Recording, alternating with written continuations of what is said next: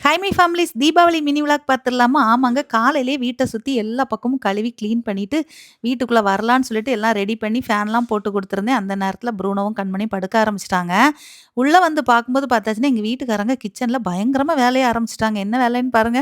"ஏங்க இந்த வேலையெல்லாம் பண்ணிட்டுருக்கீங்க?" அப்படின்னு கேட்கும் பொழுது, அவங்க சொன்னாங்க, "காலையிலேயே நீ ரொம்ப பிஸியா வெளிலலாம் வேல பார்த்து ரொம்ப ஈரமா நனைஞ்சிட்டு வந்திருக்கிற. இந்த நேரத்தில உன்ன இதில விட்டாச்சுன்னா நல்லாருக்கு. நீ முதல்ல குளிச்சுட்டு வா. அடுத்த வேலைய நம்ம பார்க்கலாம். 2 பேரும் சேர்ந்தே பண்ணிறலாம்." அப்படின்னு சொல்லிட்டு கூடவே ஹெல்ப் பண்ணி தருவாங்க. ஆக்சுவலி அவங்க எப்பவுமே பார்த்தீங்கன்னா, எனக்கு கிச்சன்ல நான் காலையில எழுந்திரிக்கும்போது எல்லா வேலைகளையும் எனக்கு கூடவே இருந்து சப்போர்ட் பண்ணி குடுப்பாங்க. அப்படிதான் இன்னைக்கும் என் கூட இருந்து தீபாவளி அன்னைக்கு ரொம்பவே சப்போர்ட் பண்ணி குடுத்தாங்க.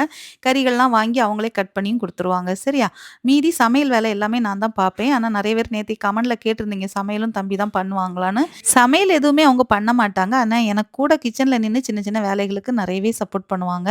மத்தியானத்துக்கு பிரியாணி தான் ஆர்டர் பண்ணியிருந்தோம். ஏன்னா வீட்ல வேலைகள் நெறைய இருந்ததுனால, நேத்தைக்கு நல்ல நாளுங்கிறனால, ஒரு நாளாவது எனக்கு ரெஸ்ட் குடுங்க அப்படின்னு சொல்லிட்டு, டேஸ்ட் ஆஃப் கேகேலேருந்து நாங்க பிரியாணி மட்டன் பிரியாணி ஆர்டர் பண்ணி வாங்கியிருந்தோம். ரொம்பவே டேஸ்ட்டா இருந்தது.